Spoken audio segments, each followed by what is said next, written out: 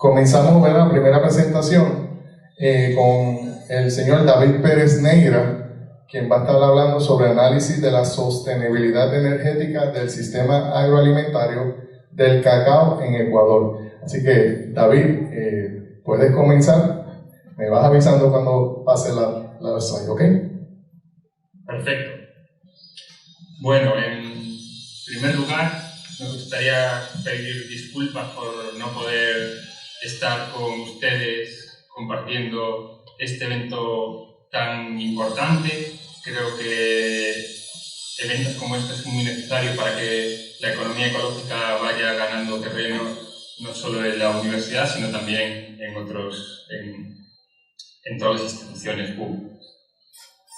Vamos a intentar hacer esto de la videoconferencia, a ver qué tal, espero que me escuchéis bien. He preparado una pequeña presentación para presentar parte de un trabajo que estamos haciendo en Ecuador sobre la producción de cacao y en concreto entender las dinámicas del sistema agroalimentario del cacao desde una perspectiva de economía ecológica. Este trabajo lo realizo con Olga de Marco, que evidentemente no está aquí, pero que es un trabajo conjunto. ¿Puedes pasar a la primera presentación? La primera diapositiva. Vale. Creo que lo más importante, el trabajo que vengo a presentar es un ejercicio de análisis energético del sistema agroalimentario. Creo que es más importante que los datos y los resultados que vamos a presentar en sí, o el ejercicio en sí, es importante entender el contexto de donde surge el análisis. Como por desgracia no he podido estar ahí, no sé por dónde van los debates en torno a la economía ecológica, agricultura, etc. Pero así como tres pinceladas para contextualizar. Vivimos a día de hoy, o sea, nunca antes en la historia económica del mundo ha habido una división internacional y territorial tan importante del trabajo, es decir, territorios especializados para intereses que se tejen y se amasan en otros lugares del mundo. Tampoco, punto 2, antes en la historia ha habido una incorporación de la naturaleza tan grande en el proceso de valorización de capital, lo que hace que el momento histórico en el que vivamos sea importante. Lo que ha llevado a algunos autores y autoras a hablar de neoextractivismo agrario como una nueva fórmula de acumulación por desposesión, es decir, el proceso de acumulación del capital se produce mediante la desposesión de los medios materiales y simbólicos de otras personas, entre ellas la naturaleza. Tampoco nunca antes en la historia ha habido un conflicto tan visible entre el capital y las bases materiales que sostienen la vida. Es decir, las lógicas de acumulación de capital no entienden nada de los principios que sostienen, desde luego, la biosfera o los ecosistemas, pero tampoco las lógicas sociales de reproducción de la vida. Y en ese sentido creo que uno de los retos de la economía ecológica, que ya ha empezado, es empezar a dialogar con otras perspectivas críticas de la economía, como puede ser la economía feminista, porque si no podemos llegar a construir economía ecológica muy buena, pero totalmente patriarcal. Creo que no es el foro para discutir estas cuestiones, pero sí creo que es necesario este puente de enlace al diálogo, ¿no? Y esto se sitúa en un contexto ecuatoriano, donde existe hace unos años un cambio político y existe propuestas, sobre todo hasta a nivel institucional y en un principio avaladas por ciertos movimientos sociales, de esta idea de cambio de matriz productiva o nuevas propuestas de desarrollo o posdesarrollo o abandono del desarrollo hacia esto que se ha llamado buen vivir. Dentro del buen vivir, las propuestas de soberanía alimentaria. ¿Pero qué sucede? Que aún así, a pesar de que a nivel institucional la soberanía alimentaria en Ecuador está reconocida, no existen, análisis críticos desde otras perspectivas de la economía. Se sigue, tomando un poco las decisiones en base a costos-beneficios, a cadenas de valores. La lógica sigue siendo un poco concreta. En ese sentido surge esta idea de analizar el cacao en Ecuador, pero desde otras perspectivas críticas de la economía. Lo que voy a presentar aquí es un ejemplo del sistema agroalimentario, pero estamos trabajando en análisis de la diversidad a la hora de producir, las estrategias de reproducción, el papel de las mujeres, digo, algo como más complejo, y aquí es como algo más parcial. Pasa, por favor. El marco teórico, sencillo. Metabolismo social, análisis energéticos, la economía como un proceso entrópico y sistema agroalimentario, es decir, entender la agricultura dentro de un contexto de globalización, porque no es importante analizar solo lo que produce en finca, sino en la globalización alimentaria, la producción, la finca, es algo que está subordinado al conjunto del sistema, que es el sistema agroalimentario. En el caso del cacao es muy claro, porque es un gran productor de cacao que produce para Estados Unidos y Europa. Tiene que ver de nuevo con lo que hablábamos al principio de la introducción. Pasa, por favor. Justificación objetivo de este trabajo. No existen estudios biofísicos que analicen el comportamiento de un cultivo tan importante como es el cacao ni su repercusión a nivel globalización alimentaria. Asimismo, los estudios que existen son de cadena de valor, y toda la cadena de valor o la economía al uso, como ya sabéis, da una fase, proporciona una visión distorsionada de lo que es la realidad. Si podéis ver la foto de la persona que se mira al espejo, pues la economía convencional produce ese efecto distorsionador. Que haya beneficio económico o valor económico es síntoma de que las cosas van mal, pero invisibiliza, como ya sabéis, todos los costes ambientales y sociales asociados al valor. Por favor, pasa. Bueno, para ello hemos utilizado la metodología del análisis del ciclo de vida, pero aplicada a la agricultura, que se traduce en la cuantificación de los flujos energéticos del sistema agroalimentario. Se ha realizado un inventario, se ha hecho trabajo de campo, recogido datos de campo en fincas, se ha hecho entrevistas en el proceso también de distribución, etcétera, etcétera, y a partir de ese inventario pues, se ha hecho, digamos, el análisis energético, y también se ha hecho un análisis de huella de carbono, de emisiones de CO2. Por favor, pasa. Claro, dentro de la metodología es importante definir los límites.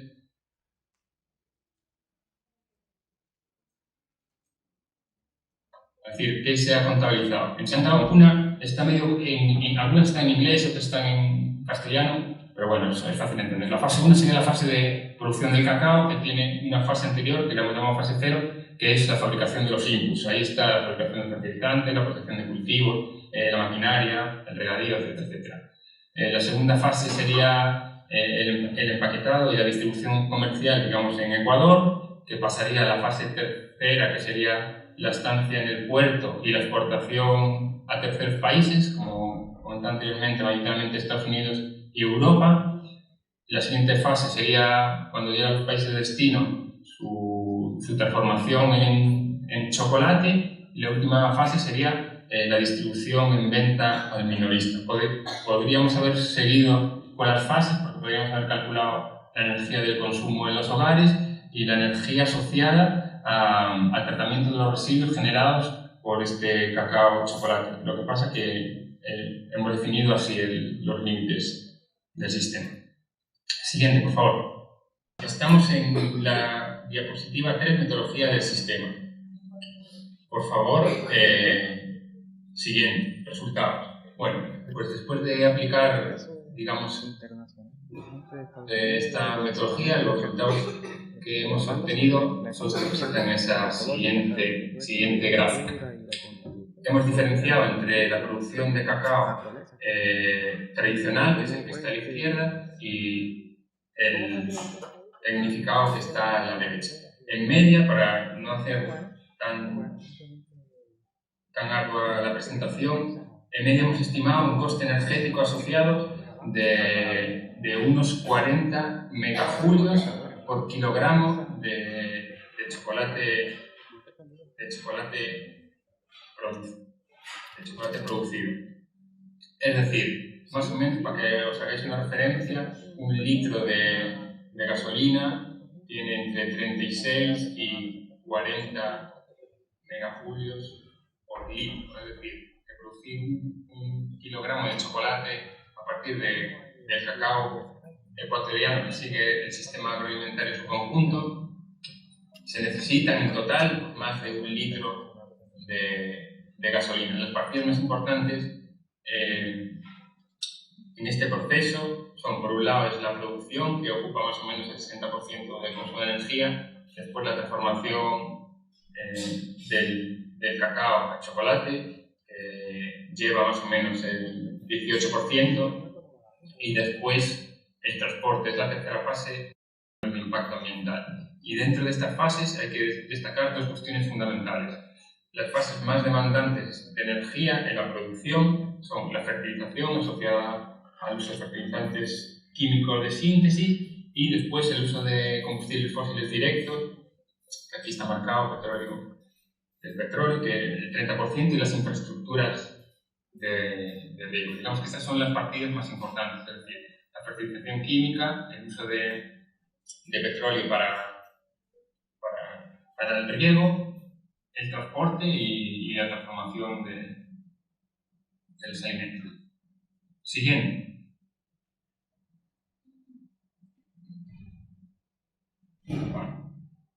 La penúltima diapositiva, o la penúltima, son los resultados. ¿En qué nos quieren decir estos datos? Y nos vamos a fijar simplemente en las 2 flechitas estas que están marcadas aquí en la diapositiva. En relación al sistema agroalimentario, todo el sistema tiene pérdidas netas de energía. Más o menos, en media, se pierden 18 megajulios por cada kilogramo de chocolate producido. Tengamos en cuenta que el chocolate puro tiene un contenido energético de unos 20 megajulios por kilogramo. Eso quiere decir que el sistema en su conjunto tiene una eficiencia energética de 0,67, es decir, cada unidad de energía no renovable que entra en el sistema se produce 0,6 o 0,7, si queremos redondear, se produce 0,7 energías en forma de chocolate puro, es decir, el sistema es un sumidero de energía.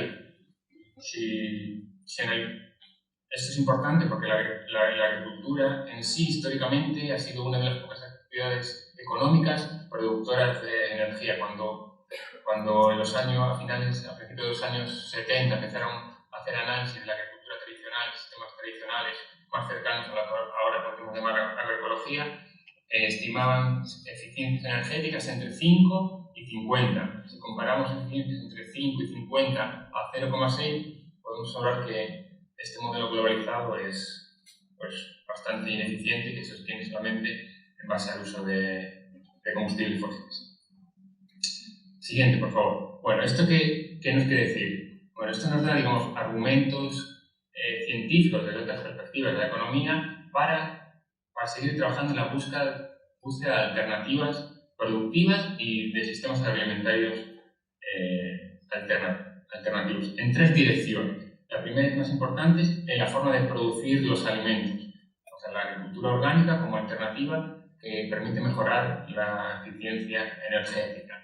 Después, importante, en buscar otras formas, digamos, de articulación, la producción y el consumo, que desde la agroecología se viene trabajando en lo que se llaman los circuitos cortos de comercialización, ya que la exportación y a larga distancia es una actividad, en este caso, como es el cacao, de gran impacto. Y también, no nos podemos olvidar, alternativas a la transformación del chocolate, porque el modelo industrial es muy intensivo en uso de energías renovables en la fase de transformación y el empaquetado también. Siguiente, y vamos ya a las conclusiones. Bueno, las conclusiones del estudio revelan y sobre todo han permitido cuantificar la dependencia energética de la producción, distribución y consumo del cacao a nivel globalizado, y nos ha permitido detectar que no todos los sistemas tienen el mismo impacto. Digamos, los tecnificados, los productivos, los modernos, son aquellos que tienen más impacto y mayor dependencia del petróleo. Eso nos lleva a una segunda conclusión, que es la insostenibilidad de la agricultura globalizada. No podremos mantener un modelo globalizado en la medida que exista petróleo, que es un recurso, como todos y todas sabéis, no renovables, a costa de una gran ineficiencia energética. Y la tercera conclusión que se deriva del trabajo es que existe una necesidad imperante de construir alternativas agroalimentarias que vayan más allá de la producción en finca. Y con esto es lo que tenía un poco pensado contar. No sé, no tengo mucha conexión, no sé si me habéis escuchado, si no. Sí, te estamos escuchando. Y gracias por la atención. Muchas gracias, David. Luego, un aplauso para David. Nuestros segundos panelistas, ¿verdad? En esta sesión son de la Universidad Interamericana de Puerto Rico de San Germán, el señor Ángel Colón, Fredeswinda Ortiz y Rubén Hernández, que van a hacer una presentación cuyo título es De los patios a la realidad agrícola, forestal y ecológica de Puerto Rico. Saludos a todos, ¿cómo están? Muy bien, muy bien. Muchas caras conocidas y siempre bueno y agradable venir a estos congresos porque además de que veo muchas amistades que no veía hace mucho tiempo, conozco personas nuevas en el área de estudio de las ciencias ambientales, lo que es la agricultura. Vamos a presentar un proyecto como grupo que sale del curso de Ecología Urbana que yo ofrezco en el recinto de Ciencias Médicas y también en el programa graduado de la Universidad Interamericana en San Germán.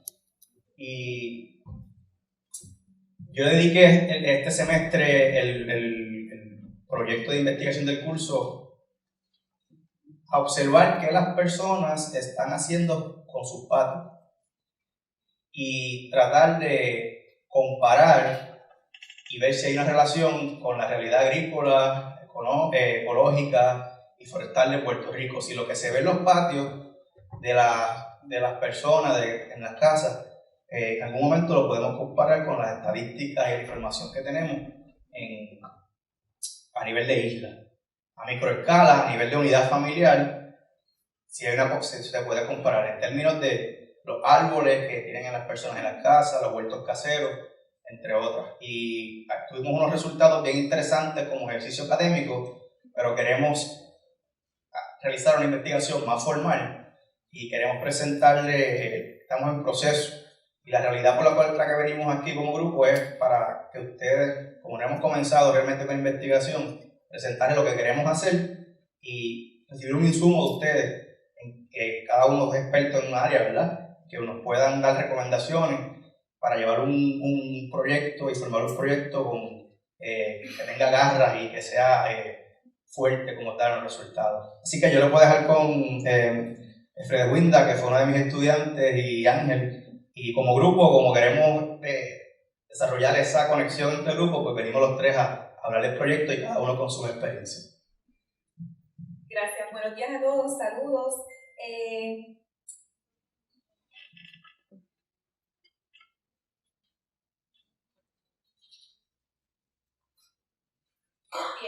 Bien, como mencionó el doctor Hernández, como parte del ejercicio académico del curso de Ecología Urbana, nos dedicamos en el semestre a investigar, a observar y describir patios y jardines de aquellos familiares y amigos que estuvieran interesados en cooperar con nosotros para ofrecernos la información, porque queremos comparar esos resultados que obtuvimos mediante esas observaciones para hacer una comparación y un contraste con la realidad agrícola, con la realidad forestal y con la ecológica que vivimos en Puerto Rico en estos días.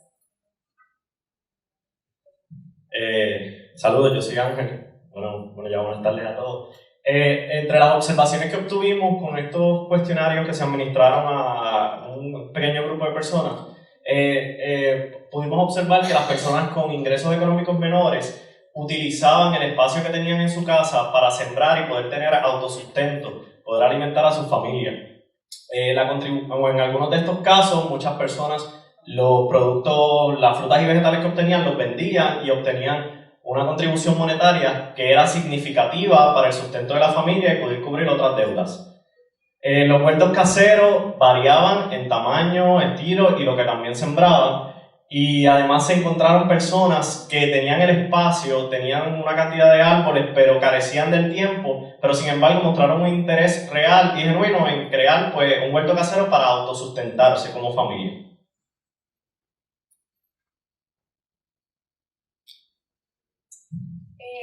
Como parte de nuestro trabajo de investigación, hemos notado que durante la década de los años 80 era bien común observar que las familias obtenían huertos caseros en sus hogares. Sin embargo, para la década de los 90 vimos una disminución en esa dedicación de las familias a tener su huerto casero,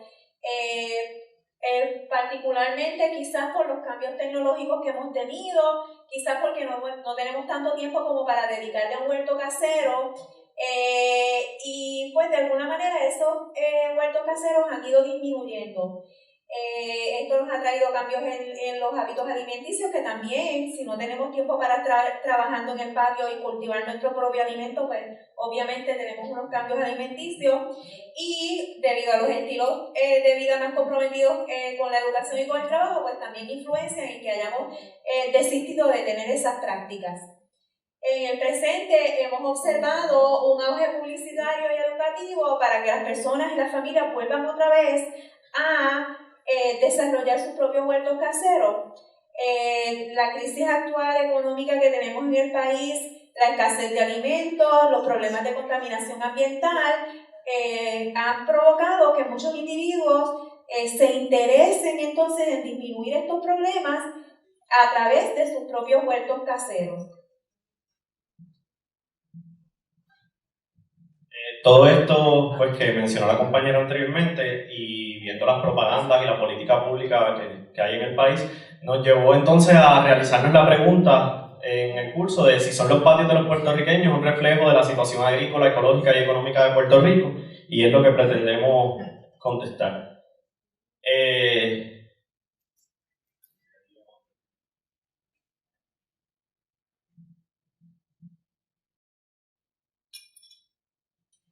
Entre los objetivos que tenemos para realizar el trabajo de investigación es observar el uso que las personas le dan a sus patios y evaluar cómo esto influencia en la economía del hogar y en la ecología de la comunidad. En cuanto a los objetivos operacionales, queremos desarrollar un cuestionario y, ¿verdad? Por eso presentamos la propuesta de investigación para obtener retroalimentación sobre preguntas que podamos añadir en ese cuestionario. Queremos desarrollar un protocolo observacional para describir los patios de aquellas personas que se interesen en participar en el estudio. Queremos seleccionar y visitar hogares en aquellos que podamos aplicar la metodología para recopilar esos datos. Pretendemos describir el manejo de la cosecha y cuáles son los beneficios económicos que las familias obtienen sobre esas cosechas que tienen, y queremos describir posibles beneficios forestales observados por la siembra en los árboles.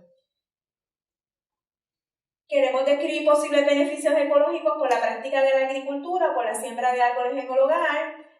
Queremos también describir posibles beneficios a la salud que puedan obtener las familias mediante la práctica de la agricultura en sus patios. Y pues, entre otras cosas, vamos a revisar la literatura de los datos que están, de las situaciones y de los hechos que están ocurriendo en el país, y últimamente queremos comparar los datos adquiridos en el estudio para poder comparar y contrastar con los datos que hay a nivel de la isla. La metodología que pretendemos implantar es una descriptiva observacional, y sería, vamos a ir rapidito sobre ello por cuestión de tiempo, desarrollar el cuestionario, identificar la población, aplicar el instrumento y realizar un análisis estadístico descriptivo, y de acuerdo a lo que se obtenga, pues desarrollar unas conclusiones y unas recomendaciones.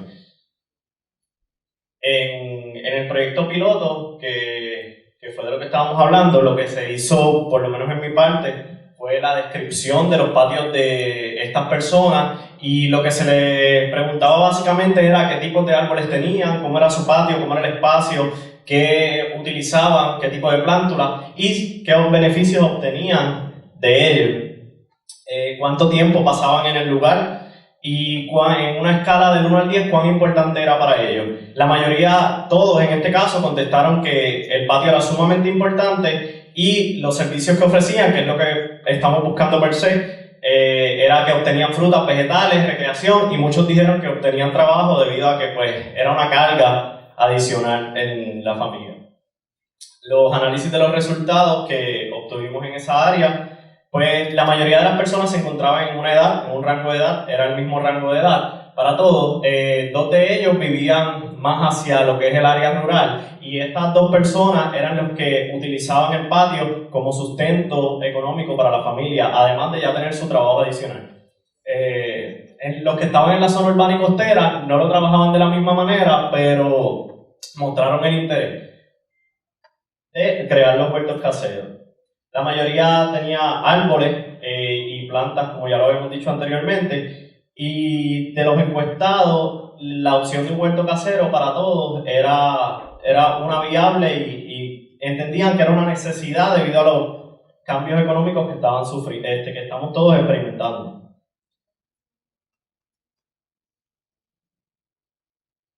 En cuanto a las observaciones que se hicieron a los diferentes patios, pues, por ejemplo, tenemos una familia que utiliza el patio para obtener ingresos adicionales. Eran aproximadamente, aquí en esta parte lo que se hizo fue hacer una descripción bien detallada de lo que se observa en los patios de esta familia. Aproximadamente, en este caso en particular, tienen 400 metros cuadrados aproximadamente, tienen un huerto hidropónico, está rodeado con mallas negras para evitar la intrusión de gallinas de palo, porque en una ocasión esto supuso un problema porque le destruyó la cosecha. Ellos no poseen pozo de agua dulce, pero sin embargo utilizan plantas eléctricas para controlar los relojes del sistema de riego.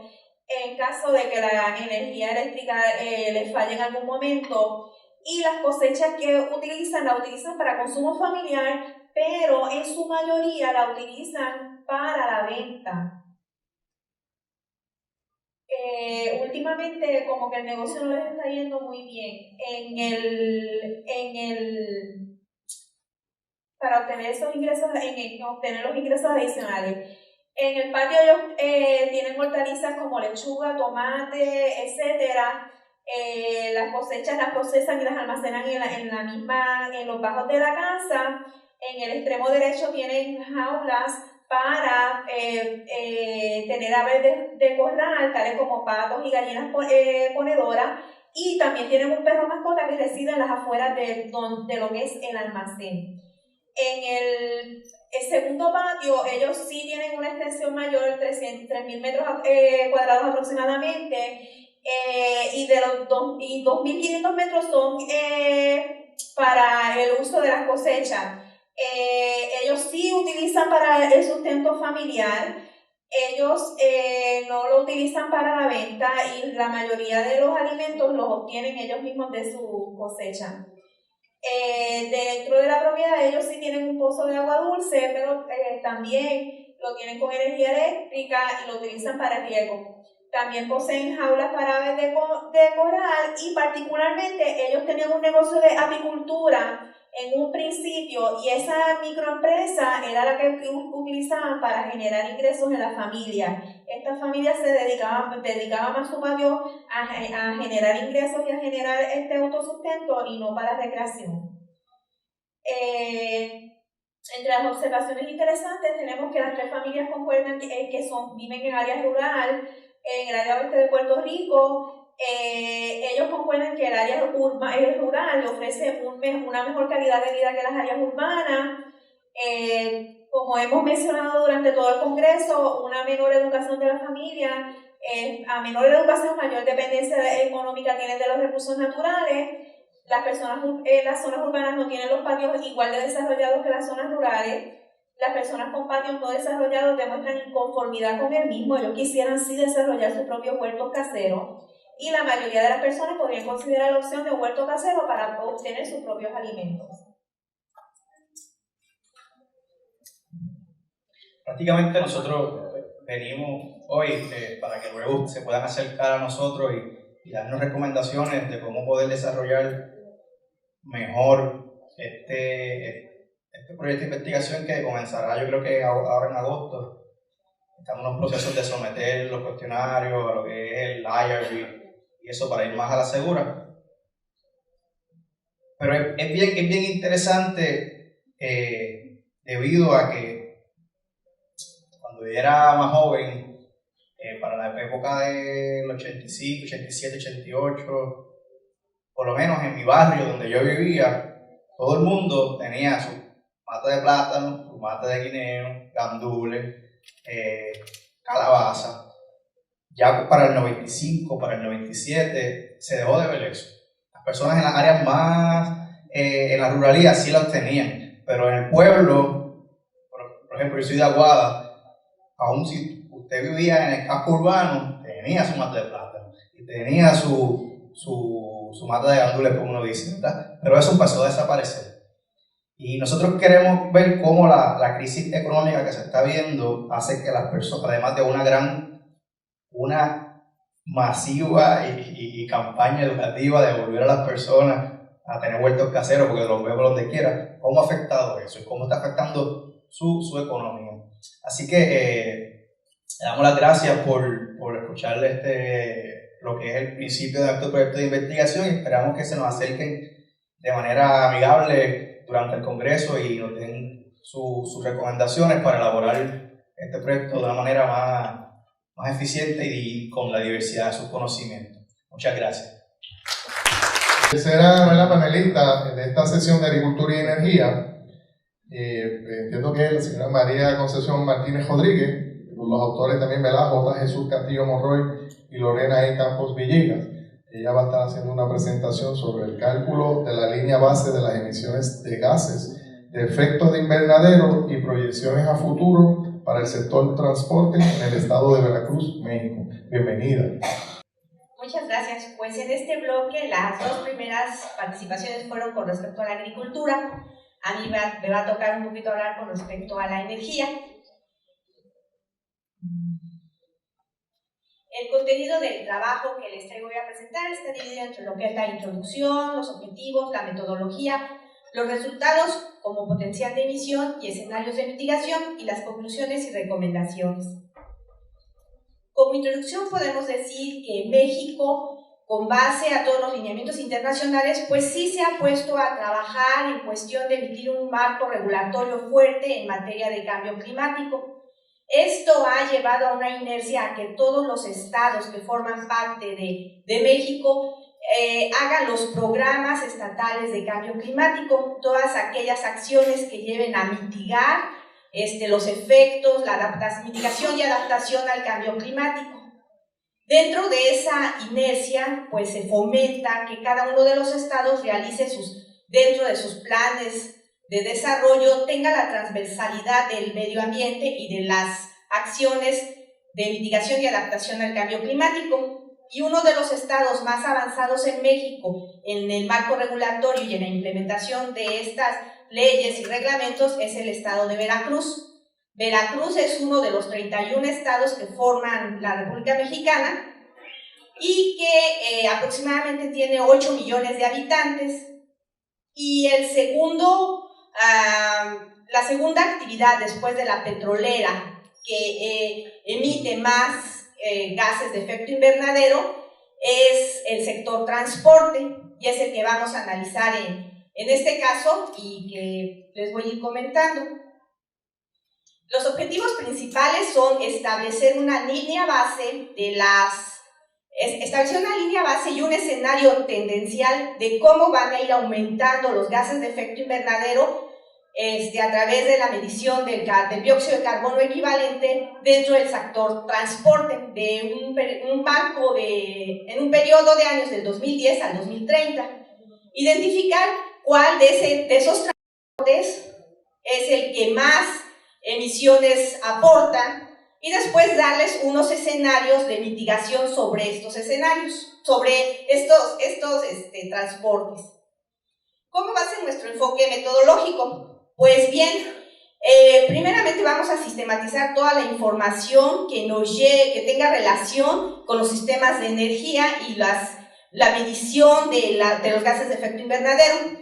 vamos a utilizar un software que fue creado por el Instituto de Medio Ambiente de Estocolmo, que se llama LEAP, y después vamos a sacar a partir de este software lo que son los escenarios tendenciales de los transportes, que va a ser el terrestre, el marítimo, el aéreo y el ferroviario.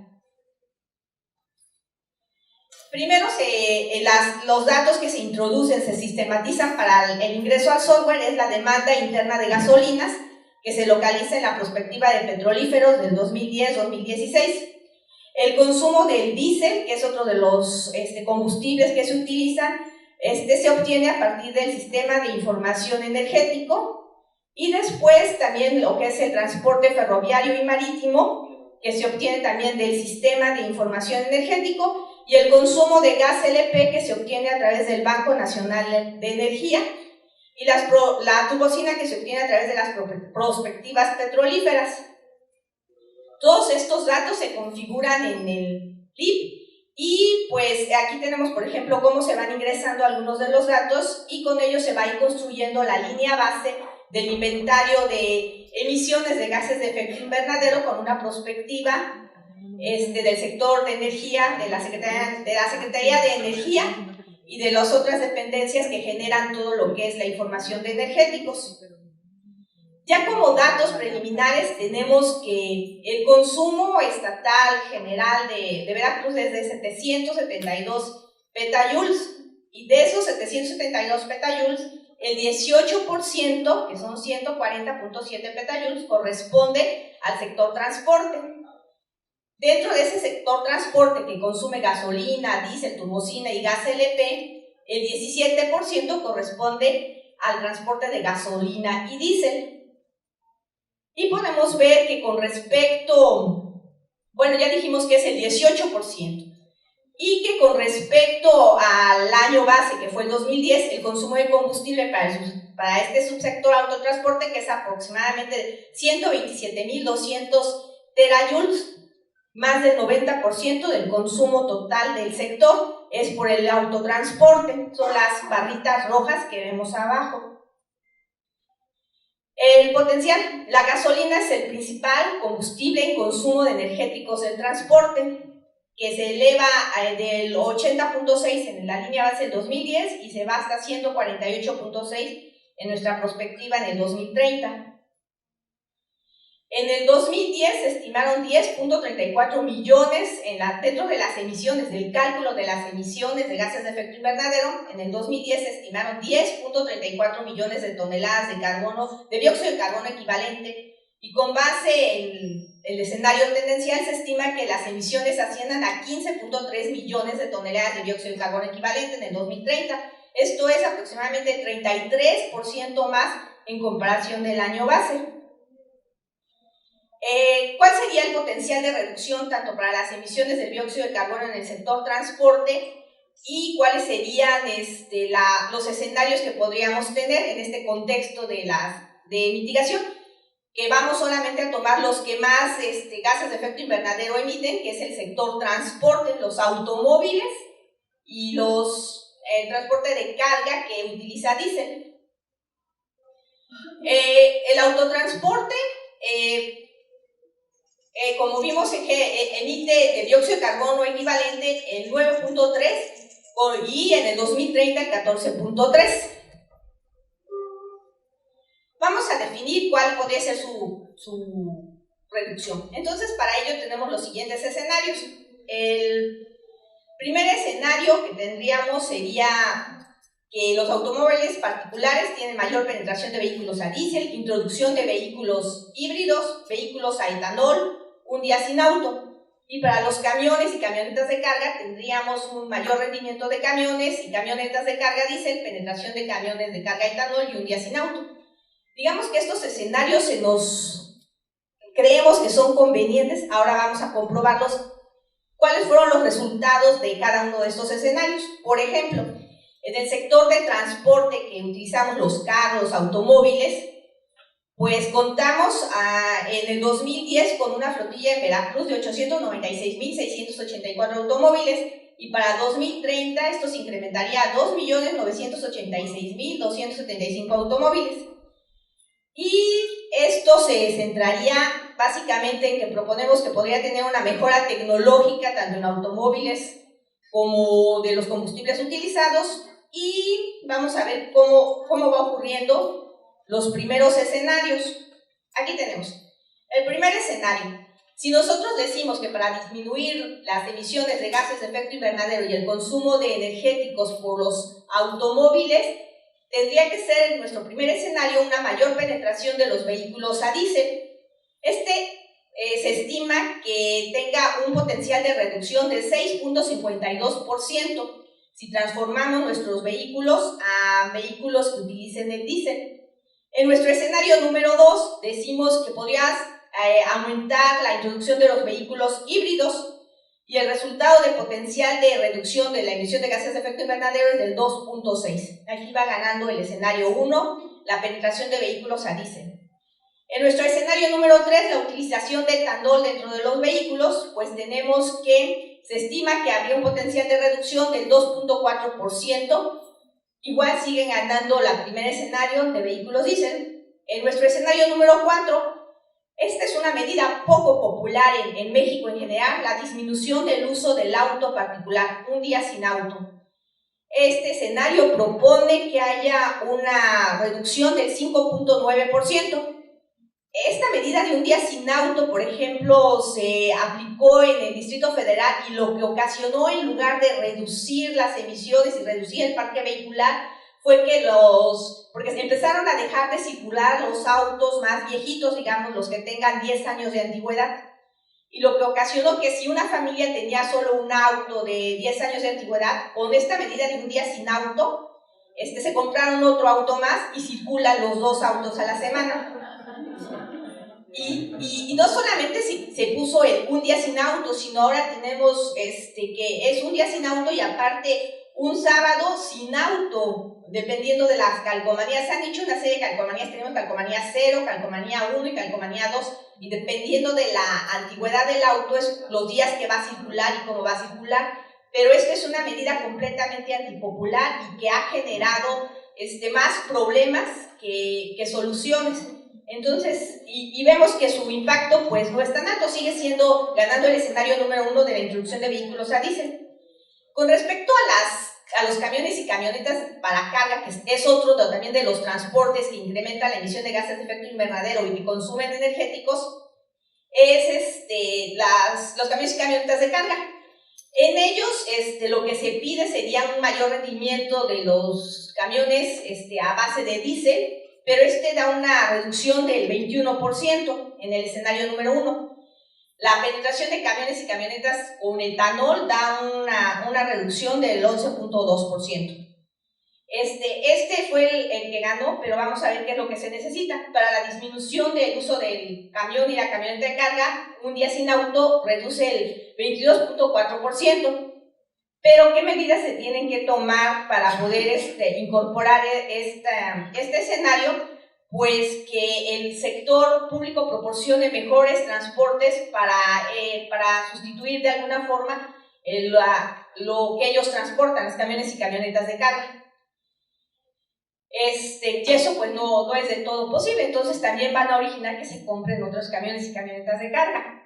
Como conclusiones, tenemos que el sector transporte en Veracruz, que emite el 18% total de los gases de efecto invernadero, son provenientes del crecimiento del transporte, y que se tiene proyectado que en el 2030 pues haya un incremento de 20.3% en 20 años. O sea, esto sí es muy preocupante. El subsector dentro del sector transporte que más abona a estos gases de efecto invernadero es el del autotransporte, que es el 90% de esas emisiones, de ese consumo. Y los escenarios que hemos propuesto van desde el 2% de disminución hasta el 22%. Puede ser alguna combinación o tomar solo uno de los escenarios. Y principalmente el potencial de mitigación está vinculado con el uso de combustibles por litro, y también está ligado a efectos de diferentes opciones. Es apreciable solo en el mediano plazo, debido a que la renovación de la flota vehicular es un proceso lento, por lo que es necesario pues implantarlas a un corto plazo. Muchas gracias.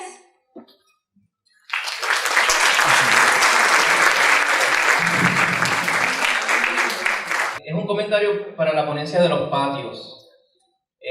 Saludo, para que el proyecto de San Juan Ultra hizo una investigación parecida para la cuenca del río Piedras en San Juan. Quizás puedan integrar datos y resultados entre la iniciativa. Entonces nos envían aquí un enlace que después le voy a hacer llegar el mensaje, o a través del Instituto de Taxonomía Tropical de US Forest Service. Es un comentario, pero no sé si quisieran, ¿verdad?, hablar algo sobre eso. Yo fui parte de la primera generación de San Juan Ultra. Con el doctor Seguinó creamos el paper o artículo de la metodología de cómo se eligen los puntos, y creo que fue Elvia, la doctora Elvia, que creó ese proyecto, y estamos contando con él. Yo lo estuve buscando en su página, pero no encontré la publicación porque todavía vale un dinerito, ¿no?, en unos $40 comprarla, porque todavía no está gratis. Sin embargo, desde el primer momento que comenzamos a trabajar este proyecto, pues pensamos en ella. Y yo se lo había comentado a Ángel que este artículo nos iba a ayudar mucho a nosotros. Además, yo estoy haciendo un programa de voluntariado con el USDA, donde voy a visitar por lo menos unas 8 horas, 10 horas. Estoy visitando fincas de toda el área oeste, y ellos tienen muchos datos que nos pueden dar para hacer más robusto este proyecto. Así que les agradezco el comentario. Sí, tengo por aquí ver una pregunta general, no va aparentemente dirigida a ninguno de ustedes, específicamente a alguno. Dice: me parece que mucho depende en el cambio de comportamiento y no necesariamente en la introducción de nuevas tecnologías. La pregunta de la persona es: ¿cuáles son estas estrategias de convencer e incentivar los cambios de comportamiento? ¿Puedo repetirlo? Dice, ¿verdad?, que a la persona le parece mucho que depende en un cambio de comportamiento y no necesariamente en la introducción de nuevas tecnologías. La pregunta dice entonces que ¿cuáles son estas estrategias para convencer o incentivar estos cambios para ese comportamiento? Bueno, yo les puedo decir que yo estudio mucho la área de salud pública, y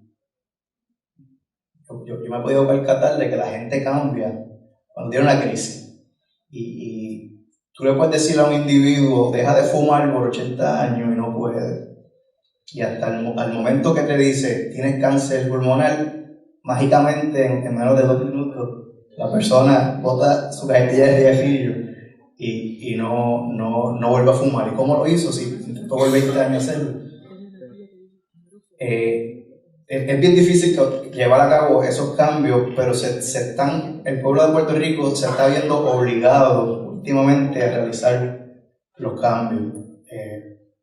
Personas como ustedes, que están acostumbradas a este ambiente de poder decir: ok, no voy a invertir en una tecnología como la compañera de un vehículo verde, pero para usted es fácil probablemente porque quizá usted entienda el proceso y el sacrificio. Pero hay muchas personas que no tienen esa capacidad o no se les ha educado para que pueda tomar esa decisión y decir: oh, no vamos a comprar lo que está de moda ahora son las Raptor las Ford Raptor 8 cilindros, que ves que gastan mucha gasolina. ¿Y cómo tú le puedes decir a esa persona: no te compres esta Raptor 8 cilindros que está bien de moda, y quizás invierte en una tecnología como un Prius? Un ejemplo, por decir algo, y es un poco complejo explicárselo porque quizás no tiene esa capacidad para poder entenderlo. Y algunas veces nosotros, como hemos estudiado, estamos envueltos en ese ambiente, entendemos la crisis ecológica que está llevando el planeta, específicamente la isla, se nos hace un poquito más fácil. Compañero, ¿tiene algún comentario?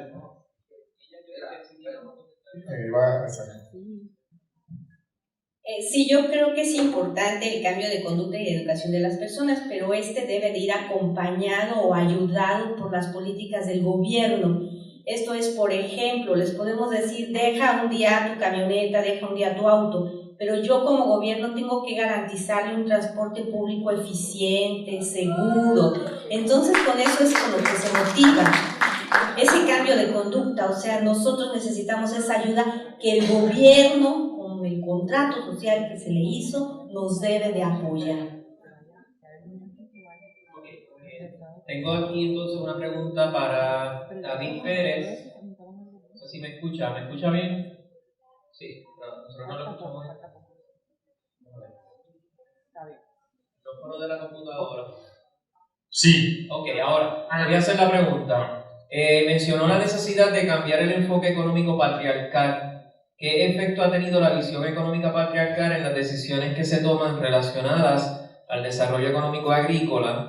¿Qué efecto entiende tendría incluir una perspectiva distinta? Vale. Eso, digamos que no tiene que ver exactamente con la ponencia en sí, pero con mucho gusto contesto. Fijaros, haciendo un paralelismo, igual que la economía convencional invisibiliza los costes ecológicos o el funcionamiento ecológico de cómo se reproducen los sistemas económicos, la economía convencional invisibiliza los mecanismos por los cuales la vida es posible. Y en este caso, por ejemplo, la economía feminista, esto puede ser aplicado tanto a agricultura como en general, pone de manifiesto que para que la vida pueda reproducirse existen una serie de trabajos que tienen que ver con el trabajo de cuidado y el trabajo doméstico que al mismo tiempo ha sido invisibilizado, no se ha tenido en cuenta en los análisis económicos y es fuente de una fuerte jerarquía que se articula en base a la división sexual del trabajo, donde han sido históricamente las mujeres las que se han encargado de todos esos trabajos que se llaman reproductivos. Es decir, que una parte importante de lo que tiene que ver la reproducción social ha caído en ese saco roto que la economía ha invisibilizado y ha despreciado históricamente. Entonces, desde la economía feminista, en alianza con la economía ecológica, se propone en primer lugar desvelar esa economía invisibilizada que los flujos monetarios invisibilizan y no visibilizan. Y a partir de ahí, de esa visibilización, empezar a generar políticas, tanto lo macro como lo micro, que permitan, digamos, una articulación social y de relaciones más justas en torno a lo alimentario. Y esto se puede dar en el campo, en la finca, como en los hogares de las casas, en cualquier actividad económica, digamos, que se necesita mucho más que dinero para que eso funcione. Y en esa organización socioeconómica pues existen diferentes relaciones de poder y desigualdad. Entonces ese diálogo está en camino en torno a las propuestas de soberanía alimentaria que tienen en cuenta esa dimensión. No sé si iba por ahí la pregunta. David, aprovecho también, tengo otra pregunta, ¿verdad?, que dirige el público para ti. Dice así: ¿habrá alguna diferencia en la eficiencia de producción de cacao según la variabilidad genética del cacao? Dice la persona, ¿verdad?, que tiene entendido que existe bastante diversidad genética en la especie, particularmente en las montañas. Sí, obvio. Hay diversidad de la eficiencia energética en función de la variedad y el manejo. ¿Qué sucede? Que las variedades productivas están asociadas a manejos, o sea, son variedades son mejoradas y están asociadas más al paquete tecnológico de la modernidad. Entonces, lo que sucede es que las variedades productivas producen más, pero son más intensivas en términos de uso de energía en la producción, entonces no compensa la productividad en relación al consumo de energía. Las variedades tradicionales son menos productivas, pero suelen estar asociados a manejos más orgánicos o más tradicionales, y entonces si tú haces el ratio de kilogramos por energía total, lo que te sale es que las variedades orgánicas, más productivas asociadas a los manejos más intensivos son más ineficientes que las variedades tradicionales asociadas a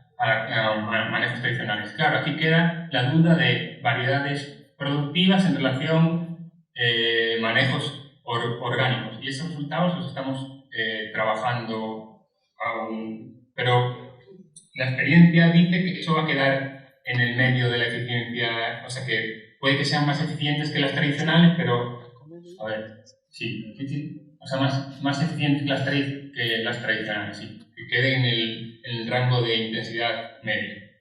Pero esos resultados no los tenemos ahora, pero evidentemente sí hay diferencia, claro. Es decir, variedades productivas con manejos orgánicos. Aunque aquí después hay otros problemas ambientales que tienen que ver con el balance de nutrientes y todas estas cosas. Porque las variedades productivas extraen, no solo son intensivas en energía, sino extractivas en recursos naturales, y puede ser que el incremento de la producción implique una pérdida de fertilidad de la tierra. Aquí ya, digamos, entraríamos con otras metodologías de análisis y evaluación. Muy bien, la próxima pregunta que entró por correo electrónico es para María Concepción. Es como si fuera un comentario, pero me imagino que están solicitando la reacción. Debe considerar el impacto a la salud del diésel como exacerbar el AA y la generación de fibrosis pulmonar. Ese es el comentario que acabo de recibir, pero no estoy seguro cuál es la reacción que desean. Es que quizás uno de los escenarios que ayuden a disminuir la emisión de gases de efecto invernadero es aquella que los vehículos cambien de gasolina o de cualquier otro uso a diésel, pero para estos escenarios, para que se cumplan, pues se necesita ese cambio de tecnología y demás, y si se fijan, cada uno de estos que proponemos pues tienen unas reacciones secundarias o lo que ustedes como economistas llaman las externalidades.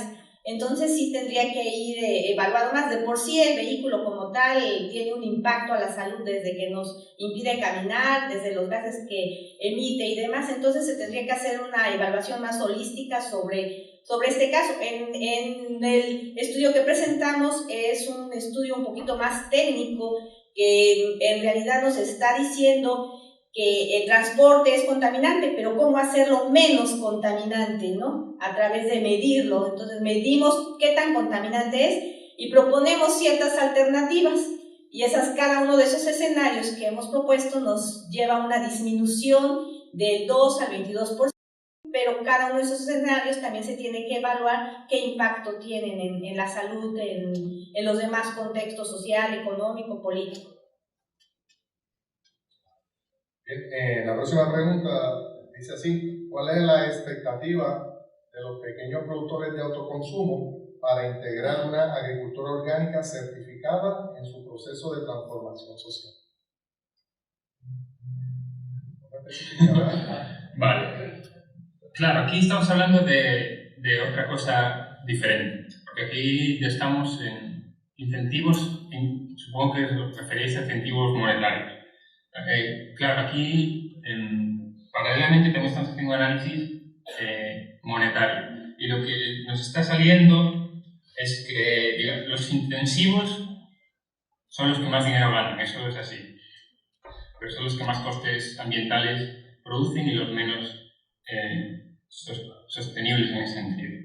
La agricultura orgánica, digamos, en Ecuador está en proceso de fortalecimiento, y digamos que sean los segundos que más ganan por esta idea del sobreprecio que produce la agricultura orgánica. Lo que pasa es que aquí, al ser una agricultura orientada a la exportación, hay un conflicto, digamos, entre sostenibilidad ambiental y, como siempre, rentabilidad económica. Por eso, desde algunas asociaciones se está trabajando en esta idea de los circuitos cortos de comercialización y el control, digamos, de toda la cadena en base a los pequeños productores. Entonces, hay productores que están autoorganizando o organizándose también con ayuda de otras instituciones para producir, elaborar y vender lo más cerca posible, porque claro, pues esto es un reto, el producto que elabora. Pero claro, aquí hay otro trabajo adicional, porque esto es complejo. Hay un problema de concepción, o sea, el problema de la alimentación, igual que la sostenibilidad, es un problema no solo de los políticos o las políticas o de las grandes instituciones, sino un problema de organización social y de todas las personas que somos parte del problema, es decir, de todas las personas que comemos. Entonces, aquí hay un problema de implicación por parte de la mayoría de las personas que comemos todos los días en torno al consumo. Tiene que haber una problematización de de las dietas que comemos, la temporalidad de las dietas, cómo nos organizamos en el consumo, cómo accedemos a las compras, porque el debate no es solo producir, sino entiendo que es cómo reorganizamos la economía o las relaciones entre personas para una alimentación más justa. Y aquí vuelve a entrar el tema de la economía feminista, porque, digamos, ecológico, sí, pero si los roles se siguen reproduciendo y sigue existiendo relaciones de poder entre hombres y mujeres, seguimos reproduciendo un sistema patriarcal en la cocina, en el ámbito doméstico, en las relaciones de trabajo, seguiremos de alguna forma pues, reproduciendo otras relaciones de poder. Entonces creo que la lucha es ética y es política, y este es un estudio simplemente que visibiliza una parte del puzzle que es complejo. Creo que una de las cuestiones importantes y que la economía tiene gran culpa es esto de las preferencias de los consumidores. Creo que esto tiene que dejar hablado, porque la gente puede preferir muchas cosas que no son buenas, igual para ellas sí, pero no son buenas para otras personas, para el planeta, en esa dialéctica entre, digamos, costes objetivos, preferencias y necesidades, implicación política y ética, creo que tiene que estar el debate de cómo rearticular el sistema agroalimentario. En el caso de cacao es un ejemplo, pero podría ser otro cualquiera, creo. Muy bien, lamentablemente se nos acaba el tiempo. Tenemos algunas preguntas, pero las vamos a hacer llegar a los presentadores y creo que no pude leer también. Pero voy a cerrar un comentario para el grupo de la Interamericana. En realidad no tenemos tiempo para reacción, pero para que le llegue el mensaje. Recomiendo un estudio de resistencias de los participantes para una educación de su proyecto. Eso es el comentario que recibí. Básicamente, ¿verdad? Como no hay tiempo, la pregunta lo voy a hacer llegar a la persona. Así que vamos a darle un fuerte aplauso, ¿verdad?, a los panelistas.